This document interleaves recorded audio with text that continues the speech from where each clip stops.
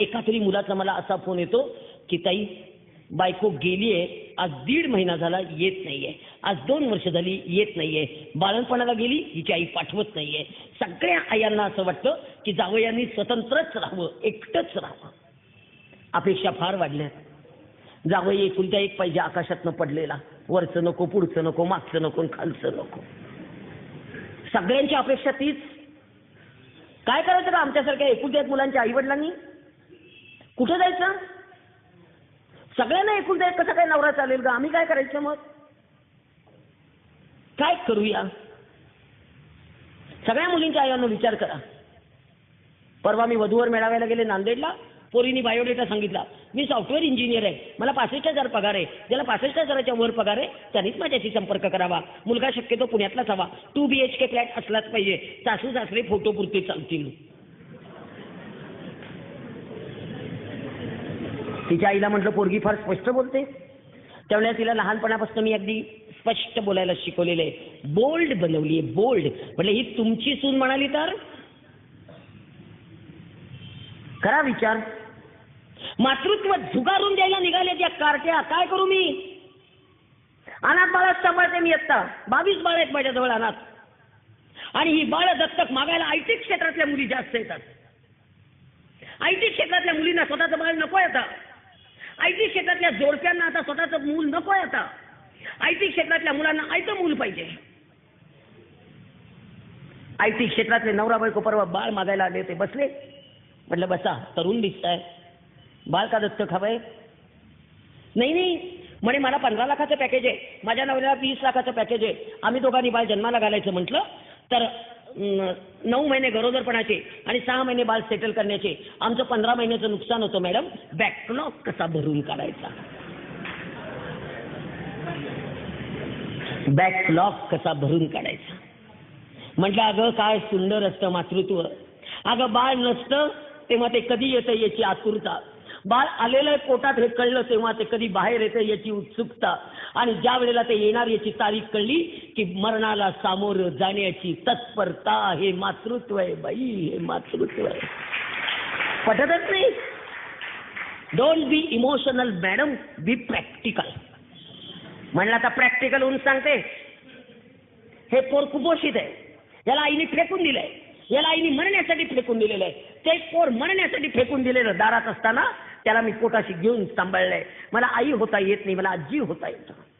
मी अंगावर सोनं घातलं नाही बायकांनो, पण मी बाळाच्या घुटीमध्ये रोज सोनं उगाळून घालते, कारण माझं बाळ कुपोषित आहे आणि ते बाळ मला दत्तक द्यायचंय. मी त्या मुलीला स्पष्ट सांगितलं, हे बाळ मला आईच्या ताब्यात द्यायचंय, यंत्राच्या ताब्यात नाही. देणार नाही म्हटलं बाळ. यांना इतकं सोपं झालंय बाळ जन्माला घालायचं आणि 6 महिन्याचं झालं, 2 महिन्याचं झालं की लगेच पाळणा घरात ठेवायचं. बेबी केअर सेंटर, डोंबल बेबी केअर. आणि 6 वर्षाचं झालं की 5 गणीला ठेवतायत.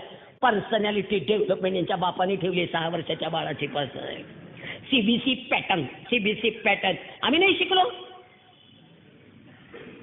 ठेवतात ते पोरं लांबच्या लांब कुठेतरी 5 गणीला. ती मेट्रन आणि तो तिथला रेक्टर इतके ओरडत असतात, ते बाळ धाय मोकलून रडतंय रात्री मामा मामा मामा करून. जवळ गेला कुणी नाहीये, सायकिक झालीत पोरं. माहितीये तुम्हाला? एकीकडे घटस्फोटाचं प्रमाण वाढतंय, एकीकडे आई नाही, एकीकडे वडील नाही. सगळ्या आया सांगतात मी शिकलेली आहे, मी आर्थिक क्षमता आहे, मी माझं पोर कसंही सांभाळीन, त्याला देणार नाही. त्याला वडील नको. आणि सगळ्या वडिलांनो, लग्न झालेली पोरगी ठेवून घेताना 4 वेळा विचार करा की त्याला वडील नकोत का त्या बाळाला. बालवाडीवर पाट्या लिहिलेल्या आहेत, वडिलांकडे राहणाऱ्या मुलांना आईने भेटू नये, आईकडे राहणाऱ्या मुलांना वडिलांनी भेटू नये. काय करायचं त्या लेकरांनी? सगळी निरागस बाळं इतकी येत असतात, सगळी निरागस बाळं सायकिक झाली. आता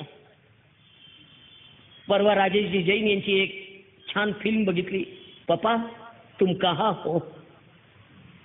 सगळ्या बायकांना मी बजावून सांगते तुम्हाला, मांडीवर घेऊन थोपटायला आई असावी लागते, पण खांद्यावर घेऊन थोपटायला वडील असा वेच लागतात. हे वडील पाहिजेत. तुम्हाला माहेरी गेल्यानंतर बैठकीच्या खोलीत वडील नकोत? तुम्हाला तुमचे वडील पाहिजे, तर लेकराला नकोत? काय ते इगो, काय ते डोकं, काय जिथे अन्याय होता तिथे जा ना ग निघून. हल्ली एक नवीनच फॅट निघाले हो. राखी पौर्णिमेला पोरगी आणायची आणि शिमग्याला सोडायची, शिमग्याला आणायची दिवाळीला सोडायची, आणि बाळणपणाला आणायची ती ठेवूनच घ्यायची, एकावर एक फ्री. फार आगाऊ झालंय. एक बँकेतला अधिकारी मुलगा आहे, 90,000 पगार आहे. अगं त्याच्या आईने तो 4 वर्षाचा असताना त्याचे वडील वारले. त्याला इतकं चांगलं सांभाळलं, इतकं चांगलं सांभाळलं, इतकं चांगलं सांभाळलं, आणि त्याचं MSc BEd पोरीशी लग्न केलं. सून घरात आली, पहिल्यांदा लगेच दिवस राहिले, आणि डॉक्टरांनी सांगितलं की बहुतेक जुळं असेल. नंतरच्या सोनोग्राफीत कळलं ते तिळ आहे. पोरीला बेडरेस्ट सुरू झाली, सासूने बेडरेस्ट काढली, प्रवास करायचा नव्हता, आणि हिची आई बाळंतीण ती पोरगी झाली, तिळ झालं, आणि डोकं बडवत आली. माझ्या लहान पोरीला कसं 3 पोरांचं करायचं व्हायचं, मी घेऊनच जाणार आहे, नशीब फुटलं तिचं. आणि गेल्या घेऊन आज 4 वर्ष झाली पाठवत नाही. तो जावई जाऊन पाया पडून येतो, आणि त्याला मारतात धरून सगळे मिळून.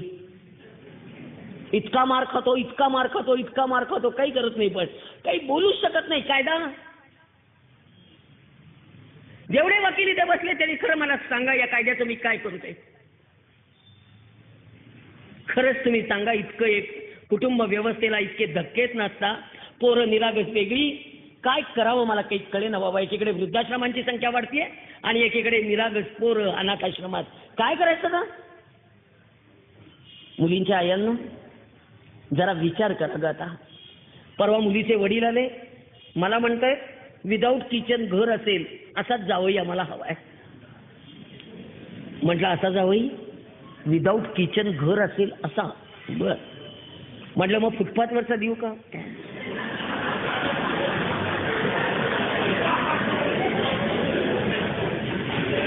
आमची मुलगी स्वयंपाकघरात जाणार नाही, आमची मुलगी स्वयंपाक करणार नाही, आमची मुलगी धुणं धुणार नाही, आमची मुलगी भांडी घासणार नाही, आमची मुलगी चतुर्थ श्रेणी कामं करणार नाही, संडास बाथरूम बेसिन आमची मुलगी घासणार नाही. म्हटलं तुमची मुलगी काय करणार नाही ते कळलं, काय करणार ते सांगा.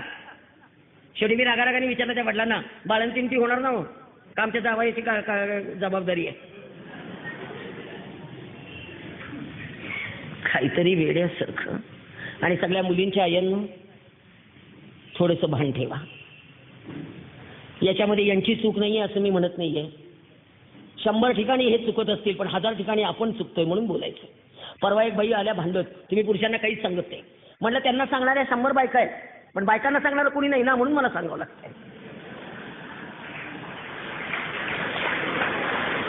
काय करणार बायकांना? मी हे पण पुढे जाऊन सांगते. एका मुलीच्या अंगावर कोल्हापूरच्या सासूची तक्रार आहे. सून घरात येऊन 8 महिने झाले, सुनेच्या अंगावर मेहंदी काढलेली आहे. किती मेहंदी आहे? बोटापासून खांद्यापर्यंत, पायापासून इथपर्यंत, आणि पाठीला सगळे टॅटू. सुनेला विचारला हळद काढताना तुला इतकं कुणी रंगवलं? तेव्हा त्या मुलीने उत्तर दिलं, माझ्या मम्मीनी मुंबईहून एक कलाकार बोलवला होता, त्याला 50,000 रुपये देऊन माझ्या आईने माझं अंग रंगवून घेतलेलं आहे. काय करायचं या आईचं? परपुरुषासमोर पोरगी 8 तास मेहंदी काढा.